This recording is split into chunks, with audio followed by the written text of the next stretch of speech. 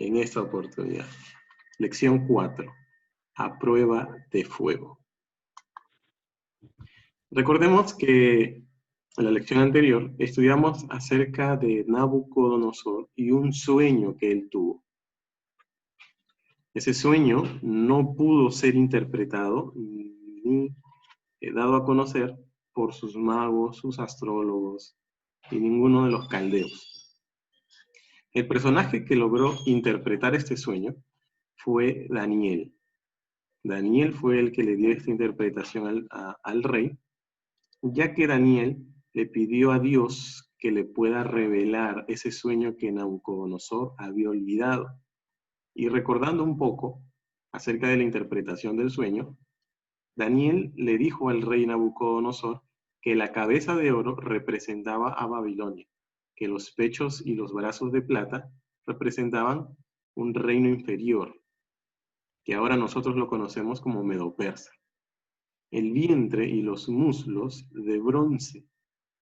Y ese reino nosotros lo reconocemos hoy en día como el Imperio de Grecia. Las piernas de hierro, que nosotros lo conocemos ahora como Roma, y los pies de hierro con barro cocido, que se iban a dividir en 10 reinos que por más que iban a hacer alianzas, no se iban a unir. Entonces, esta es la interpretación que Daniel le dio al sueño de Nabucodonosor. Y la visión no terminaba ahí, o el sueño no terminaba ahí, sino que a esta estatua le caía una piedra en los pies, y esa piedra, esa roca, desmenuza todos los metales que se vuelven polvo, y de esa roca se forma un gran monte que cubría toda la tierra, lo que simbolizaba que el reino de Dios iba a ser un reino eterno y que no se iba a levantar otro reino después del reino de Dios. Esa fue la interpretación que Daniel le dio al rey Nabucodonosor sobre el sueño que Dios puso en su mente. Vamos a entrar entonces en este estudio a Daniel el capítulo 3. Daniel el capítulo 3 tiene mucha relación con el libro de Apocalipsis 13. Describe una historia sorprendente en los días de Daniel, la cual tiene su paralelo en los últimos días revelados en Apocalipsis. Lo que ocurrió con los amigos de Daniel en la historia que está registrada en el capítulo 3 de este libro, va a volver a ocurrir en los últimos tiempos, en estos tiempos. En nuestros días, esa historia se va a cumplir. Y esa historia fue escrita con un propósito. Y es que nosotros aprendamos cómo debemos actuar en esa situación. Es por eso que esa historia fue registrada. Y Dios permitió de que nosotros tengamos el libro de Daniel en estos tiempos. Porque Dios sabía que lo que vamos a estudiar el día de hoy se va a repetir en nuestros tiempos. Y Dios quiere dejarnos bien en claro cómo nosotros debemos actuar en esa situación.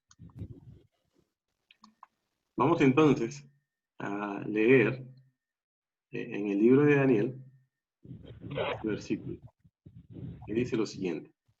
Entonces el rey Nabucodonosor se postró sobre su rostro y rindió homenaje a Daniel. Mandó que le ofreciesen ofrendas e incienso. El rey habló a Daniel y le dijo, ciertamente vuestro Dios es Dios de dioses y Señor de reyes. Él revela los misterios, pues tú pudiste revelar este misterio. Eso se encuentra en Daniel el capítulo 2, versículos 46 y 47. El capítulo 2 termina con el rey Nabucodonosor reconociendo el poder de Dios. A Daniel se lo coloca como gobernador de toda Babilonia y de todas las provincias de Babilonia. Y Daniel tenía acceso a la corte del rey. Quiere decir que Daniel estaba cuando el rey juzgaba o cuando el rey tomaba alguna decisión importante. Ahí estaba Daniel, en la corte especial del rey. Y los amigos de Daniel fueron puestos a cargos de diferentes provincias en Babilonia. Así es como termina el capítulo 2 del libro de Daniel. Un rey agradecido, un rey que reconoce que Jehová es el Dios de dioses y que reconoce también a Daniel como siervo de ese Dios. Vamos a ver también que en el capítulo 3, el versículo 1, inicia de una forma diferente. El capítulo 2, Nabucodonosor termina reconociendo a Dios como Dios soberano de todo. Pero el capítulo 3, no sabemos cuánto tiempo habrá pasado entre el último versículo del capítulo 2 y el primer versículo del capítulo 3. No sabemos cuánto tiempo habrá pasado entre estos dos versículos. Pero el capítulo 3 de Daniel comienza diciendo lo siguiente. El rey Nabucodonosor hizo una estatua de oro, cuya altura era de 60 codos y su anchura de 6 codos, y la levantó en la llanura de Dura, en la provincia de Babilonia. Algunos teólogos mencionan que ese valle, el valle de Dura, era justamente el mismo lugar en el que se levantó la torre de Babel, con Nimrod, en la época después del diluvio. Pero bueno, nosotros queremos resaltar lo que es la altura de esa imagen. 60 codos de altura y 6 codos de ancho. Estas medidas, en Apocalipsis el capítulo 13, van a tener una simbología. ¿Recuerdan el 666? El número de bestia, que es número de hombre. El número 6 está representado como número imperfecto, porque recuerda que el 6 es casi 7. 7 es símbolo de perfección, de plenitud. Y cuando vemos el número 6 es símbolo de imperfección. Es casi 7, casi perfecto, pero no llega a ser perfecto. Es por eso que 6 se le da y se le da la simbología del número de hombre, porque recordemos que en el sexto día también fue creado el hombre. El número 6 es símbolo de creación, de criatura. Eres un ser creado. Esa es la simbología del 666. No hay más misterio ni más conocimiento profundo. El 666 solamente es el número de hombre. Y eso, cuando estudies el libro de Apocalipsis, el capítulo 13, te vas a dar cuenta que esta escena también se repite. Muy bien, entonces, aproximadamente un codo era entre 45 y 50 centímetros. Si lo transformamos a metros, la estatua habrá tenido aproximadamente no más de 30 metros de alto. Era inmensa, era muy grande esta estatua de oro. Ahora, ¿cuál fue el objetivo con el cual el rey construyó esta estatua? ¿Qué fue lo que lo motivó? ¿Cuál era el propósito que él tenía con esta imagen? El rey Nabucodonosor mandó reunir a los sátrapas, los intendentes, gobernadores, los consejeros, los tesoreros, los jueces, los oficiales y a todos los gobernantes de las provincias para que viniesen a la dedicación de la estatua que el rey Nabucodonosor había levantado. Nabucodonosor en su sueño tuvo una estatua de 4 metales: oro, plata, bronce y hierro. Pero cuando Nabucodonosor levanta su estatua, Nabucodonosor la hace toda de oro. ¿Qué creen que es lo que Nabucodonosor está diciendo con eso? Nabucodonosor está diciendo que su reino nunca va a terminar, que su reino va a ser eterno. Una insolencia contra la interpretación que Daniel le dio al rey Nabucodonosor sobre su sueño. Vemos en el capítulo 2 un rey Nabucodonosor que reconoce la soberanía de Dios, pero en el capítulo 3 vemos a un rey que desafía la interpretación que Dios le envió a través de Daniel. El simple acto de levantar una estatua completa de oro es un desafío directo a Dios, diciendo que Babilonia nunca iba a caer y que Babilonia iba a ser eterna. Y que por lo tanto todos tenían que adorar a esa estatua, y eso lo vamos a ver aquí en este texto. Entonces fueron reunidos los sátrapas, los intendentes y gobernadores, los consejeros, los tesoreros, los jueces, los oficiales y todos los gobernantes de las provincias para la dedicación de la estatua que el rey Nabucodonosor había levantado.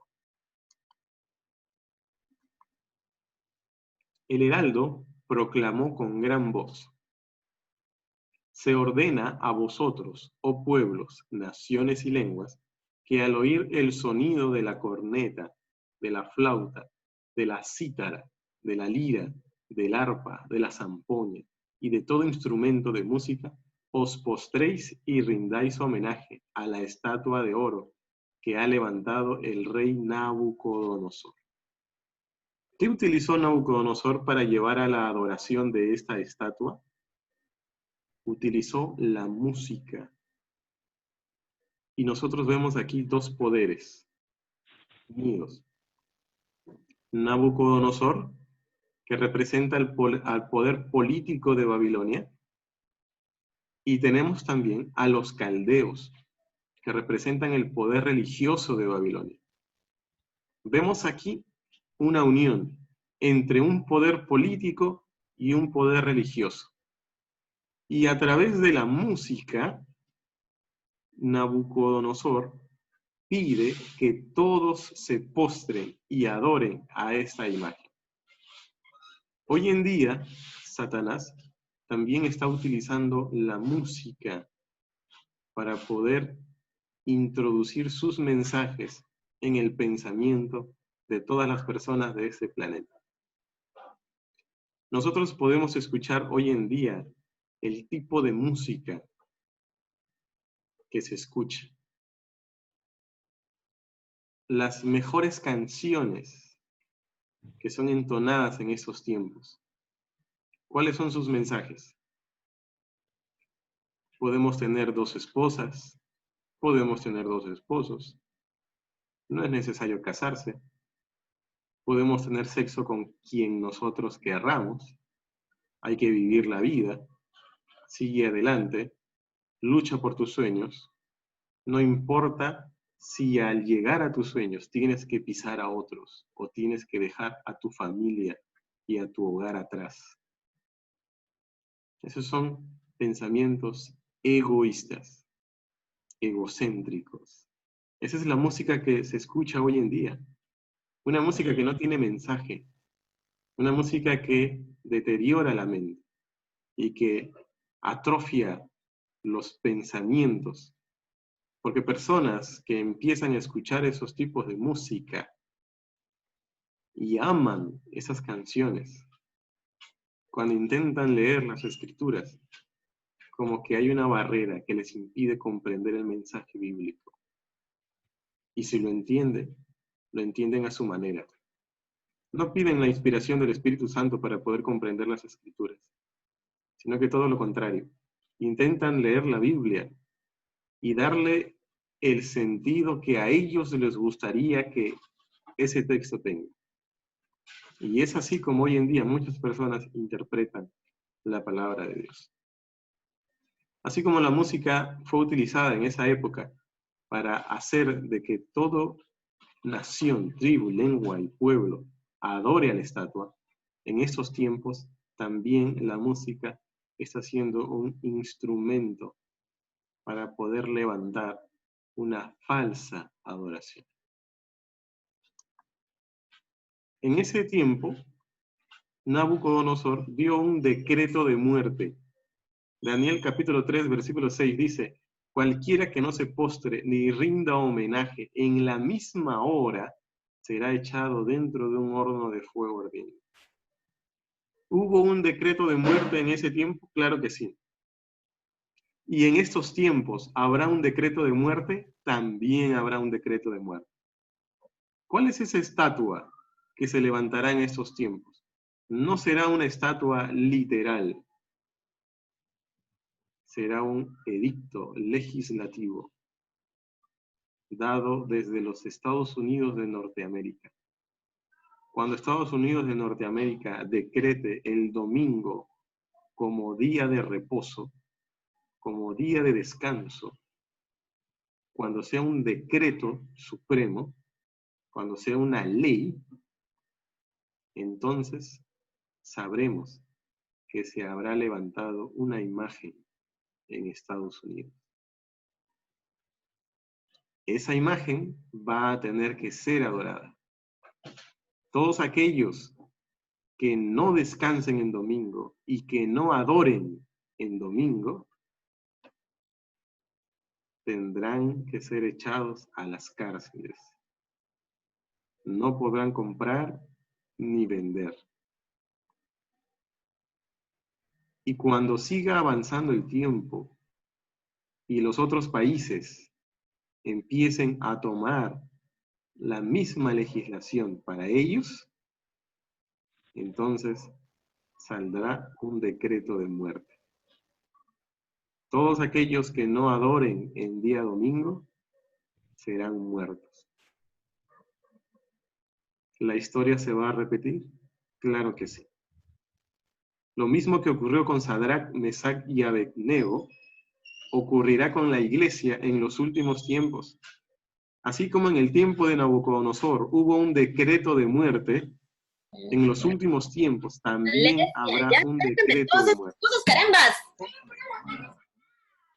Vamos a hacer un cuadro con respecto a Daniel 3. Algunos puntos que debemos tener siempre en claro. Primero, habrá un soberano poderoso. En esa época, ¿quién era el soberano poderoso? Nabucodonosor. Él era el soberano poderoso. Una imagen falsa. Porque recuerden de que la verdadera imagen era cabeza de oro, pechos de plata, vientre y piernas de bronce, vientre y muslos de bronce, piernas de hierro, pies de hierro con barro cocido. Esa era la imagen verdadera. Nabucodonosor levantó una imagen falsa, toda de oro. Eso no era la verdadera imagen.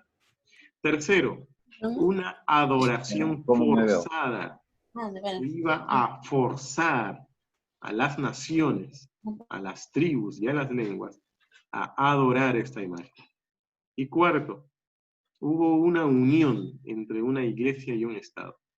¿Cuál era la iglesia de Babilonia? ¿Cuál era la religión de Babilonia? Los caldeos. Ellos eran los que promovían la religión en Babilonia.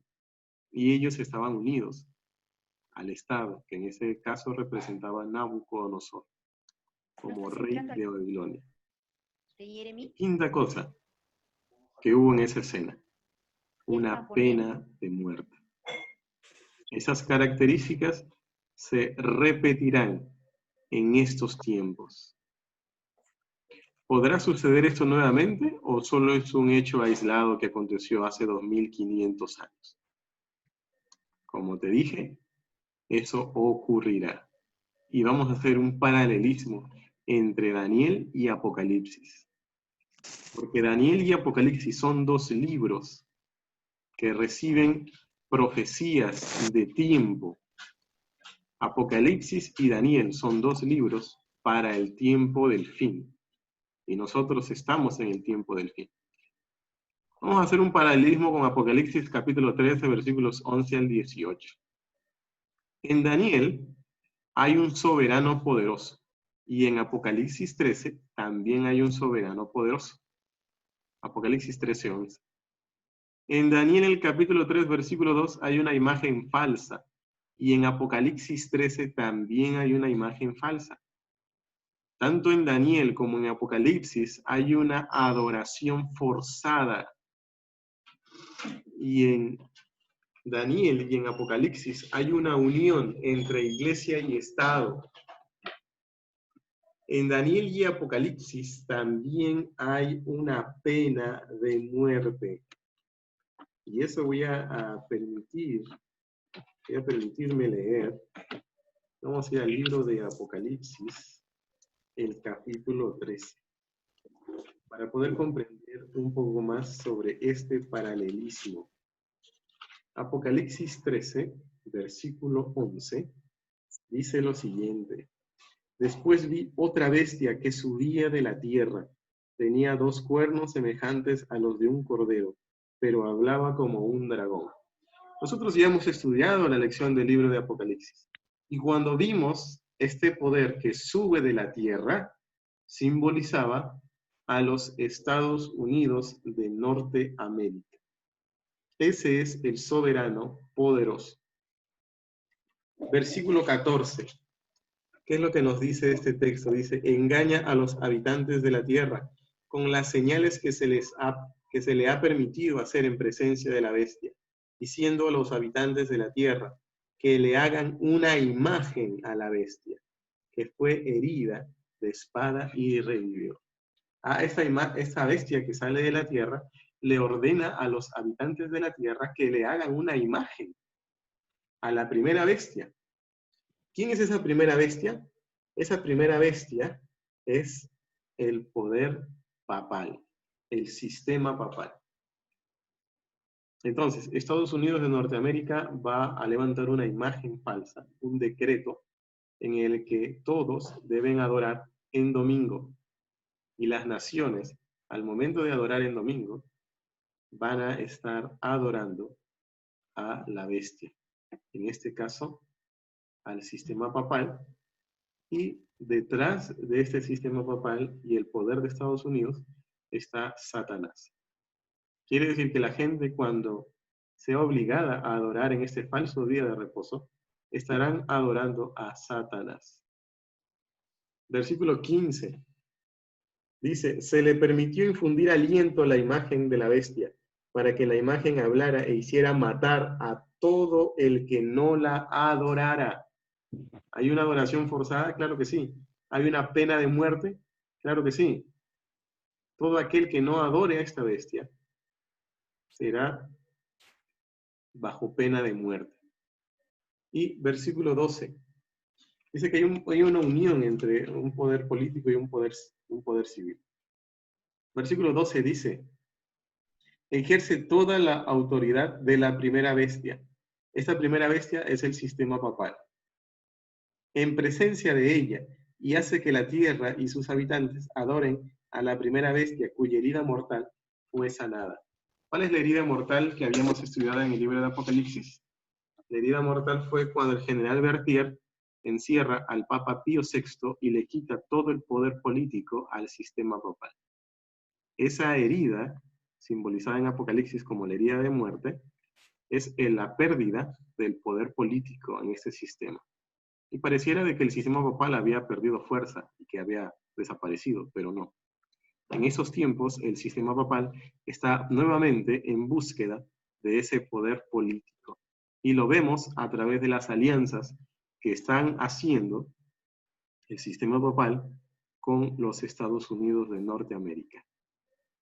Entonces, ¿la historia se repetirá en estos tiempos? Sí, la historia se repetirá. Y hay que estar preparados. Hay que prepararnos, así como Sadrac, Mesach y Abednego estuvieron preparados. Hubieron 3 que no se postraron. Y yo te pregunto, ahí en ese grupo, ¿no habrán estado otros israelitas que también creían en Jehová? Que también guardaban los mandamientos. Claro que sí. Pero estos 3 tuvieron la siguiente característica. Vamos a leer este texto. ¿Estáis dispuestos para que al oír el son de la bocina, de la flauta, del tamboril, del arpa, del salterio, de la zampoña y de todo instrumento de música, os postréis y adoréis la estatua que he hecho? Porque si no la adoráis en la misma hora, seréis echados en medio de un horno de fuego ardiendo. ¿Y qué Dios será aquel que os libre de mis manos? Mira, qué tal la arrogancia de Nabucodonosor en desafiar al Dios de Israel. ¿Qué Dios será aquel que los libre de mis manos? Estos jóvenes estuvieron dispuestos a no adorar a esa estatua de oro. Y cuando Nabucodonosor se enteró de eso, el espíritu de profecía dice que su rostro se transformó parecía un rostro del mismo demonio. Se desfiguró su rostro por la ira de que estos 3 jóvenes no decidieron postrarse.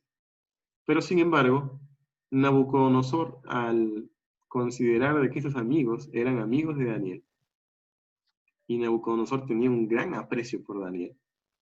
Y otro detalle, no se sabía dónde estaba Daniel en ese momento, porque el libro, en ninguna parte del capítulo 3, habla de Daniel. Algunos teólogos dicen que Daniel de repente habrá estado en alguna otra provincia, atendiendo algún asunto en Babilonia. Otros creen de que Nabucodonosor lo envió lejos, porque sabía de que Daniel no se iba a postrar ante la imagen, entonces Nabucodonosor, para no tener que matar a su amigo, lo envió lejos. Pero sin embargo, Nabucodonosor ve aquí a 3 jóvenes que se resisten a adorar a esa imagen, a esa falsa imagen. Entonces se les da una nueva oportunidad. Pero mira lo que responden Sadrach, Mesach y Abednego ante esta nueva oportunidad. Sadrach, Mesach y Abednego respondieron y dijeron al rey: oh Nabucodonosor, no necesitamos nosotros responderte sobre esto. Y es así, nuestro Dios, a quien rendimos culto, puede librarnos del horno de fuego ardiendo, y de tu mano, oh rey, nos librará. ¿Qué tal convicción de estos jóvenes? Pero el texto sigue diciendo, y si no, o sea, y si nuestro Dios no nos libera, que sea de tu conocimiento, oh rey, que no hemos de rendir culto a tu Dios, ni tampoco hemos de dar homenaje a la estatua que has levantado. ¿Cómo se le puede llamar a eso? A ver, díganme ustedes, ¿cómo se le puede llamar a eso? ¿A eso no se le llama fe? ¿A eso no se le llama fidelidad? Ellos sabían que iban a ser lanzados a un horno de fuego, pero no les importó morir por causa de su fidelidad. ¿Estaremos dispuestos a morir por ser fieles a nuestro Dios? ¿Estaremos dispuestos a ser lanzados al horno de fuego por ser fieles a nuestro Dios? Si cuando te llega una enfermedad a tu vida estás renegando de Dios, si cuando ves que uno de tus hijos o uno de tus familiares está enfermo y empiezas a renegar de Dios y dices, ¿para qué te voy a seguir, Señor, si me va mal? ¿Para qué te voy a servir, Señor, si mi familia es un infierno, mi hogar es un infierno? ¿De qué sirve seguirte si no me va bien? A Sadrach y a Mesach y a Abednego estaban a punto de lanzarlos a un horno de fuego. Ellos pudieron haber dicho, Señor, nos van a matar. Nos arrodillamos nada más un ratito y después cuando lleguemos a nuestras casas, cuando lleguemos a nuestros aposentos, ahí nosotros te vamos a adorar toda la noche. Pero ahorita queremos arrodillarnos un ratito nada más para que no nos lancen al horno de fuego. Otros pudieron haber dicho, no creo que Dios quiera que nos lancen a un horno de fuego. Dios es un Dios de amor. Dios entiende. Dios entiende que en este momento, como me van a matar, yo puedo adorar a esa estatua. Así que me voy a arrodillar, porque confío de que mi Dios es un Dios de amor y misericordia. Hay que tener cuidado con los pensamientos que tenemos. Hay que tener mucho cuidado con hacer hablar a la Biblia cosas que jamás fueron escritas. Es cierto, Dios es un Dios de misericordia, nadie puede negar eso, pero tampoco nadie puede negar que lo que Dios pide de sus hijos es fidelidad. ¿Recuerdas cuando estudiamos las iglesias del Apocalipsis, el capítulo 2 y 3 del libro de Apocalipsis? Hay una promesa que Cristo le hace a una de las iglesias. Y Cristo le dice, sé fiel hasta la muerte, y yo te daré la corona de la vida. Fue la promesa que Cristo le hizo a los feligreses de la iglesia de Esmirna, porque estaban pasando persecución. ¿Y acaso esa promesa no se cumple aquí con estos tres jóvenes? Sadrac, Mesach y Abednego dijeron al rey Nabucodonosor: nosotros sabemos que nuestro Dios tiene poder para librarnos, pero a pesar de que no sea su voluntad librarnos en este momento, sepas tú, oh rey, que nosotros no nos arrodillaremos ante ese Dios y le rendiremos culto. Sí. Eso, queridos hermanos, queridos amigos, es fidelidad. Y Dios recompensa la fidelidad. Vamos a ver qué fue lo que pasó con estos chicos. Entonces el rey Nabucodonosor se espantó y se levantó apresuradamente y dijo a los de su consejo: ¿no echaron a 3 varones atados dentro del fuego? Ellos respondieron al rey: es verdad, oh rey. Él dijo: he aquí yo veo 4 varones sueltos que se pasean en medio del fuego sin sufrir ningún daño, y el aspecto del cuarto es semejante a hijo de los dioses. Cristo vino en rescate de sus hijos fieles. Y así como en los últimos tiempos, cuando se dé el decreto de muerte, ningún hijo de Dios morirá. Así como el rey Nabucodonosor dio un decreto de muerte y Sadrac y Mesach no murieron, al final de los tiempos, cuando Estados Unidos y el sistema papal hayan creado una super alianza y hayan decretado el día domingo como día de adoración, y si no adoras en el día domingo, ¿te vamos a matar? Porque si te mantienes fiel, no morirás. Dios es fiel en sus promesas.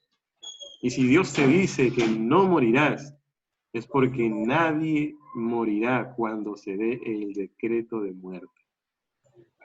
Dios recompensa la fidelidad. Cuando pases por las aguas, yo estaré contigo. Y cuando pases por los ríos, no te inundarán. Cuando andes por el fuego, no te quemarás, ni la llama te abrazará. Cuando estés en momentos de dificultad, cuando estés en momentos de tristeza, recuerda este texto. Sadrac, Mesach y Abednego no fueron librados del horno de fuego. Ellos cayeron al horno de fuego. Pero a pesar de estar en medio del horno de fuego, ellos tuvieron paz. Y Cristo estuvo con ellos. Recuerda que cuando la enfermedad llegue a tu vida, tú podrás estar en medio de la enfermedad, pero Dios está contigo. Dios estuvo con Sadrac, Mesach y Abednego en medio del fuego. Dios estará contigo en medio de la enfermedad. No te milanes, no te desanimes, sigue adelante. En medio de la crisis, en medio de la desesperación, Dios estará contigo. Dios andará contigo. No te desanimes, sigue adelante. Lo mismo que pasó con Sadrac, Mesach y Abednego, pasará con todo aquel que decida ser fiel al final de los tiempos. La decisión está en tus manos. ¿Quieres pasar por la misma experiencia? Ni un cabello se quemó. Su ropa no tenía olor a humo. Ellos fueron protegidos por el mismo Cristo. Y si tú quieres pasar por esa experiencia, por favor te digo, prepárate. Porque cualquiera no puede pasar esa prueba. Sadrac, Mesach y Abednego esa mañana, ellos no se levantaron. Uy, tenemos que viajar, vámonos, tenemos que viajar. Esa mañana ellos doblaron sus rodillas, entregaron su vida al Señor. Es por eso que la seguridad estaba en su corazón, porque antes de que salga el sol, ellos entregaron sus vidas en las manos de su Dios. Nosotros cada día, cada mañana, no debemos salir de nuestros cuartos sin antes haber entregado nuestra vida en las manos de Dios. Tienes que salir de tu casa con la seguridad de que tu vida está en las manos de Dios. Cada mañana tienes que entregarte por completo a Él y Dios obrará de forma poderosa en tu vida. Él nunca te desamparará. Ora conmigo y vamos a decirle al Señor: Padre eterno, Dios todopoderoso, gracias por esta hermosa historia que nos dejaste, que nos ayuda a poder permanecer fieles y firmes ante la tempestad. Gracias, Padre, porque nos das la seguridad de que al final de los tiempos, aunque sea levantada una estatua, nosotros debemos ser fieles a ti. A pesar de que hay un decreto de muerte, sabemos de que estamos seguros en tus manos y que nuestra vida está en tus manos. No debemos temer de aquellos que matan la carne, sino de aquellos que matan el alma. Y te queremos pedir, Señor, de que nuestra vida esté en tus manos. Ayúdanos a prepararnos para ser fieles desde ahora. Ayúdanos a poder ejercitar nuestra fe y a ser hombres poderosos en fidelidad a nuestro Dios. Acompáñanos, oh Dios, en el nombre santo de tu Hijo amado Jesús. Amén. Muy bien, queridos hermanos, queridos amigos. Hemos terminado nuestra lección de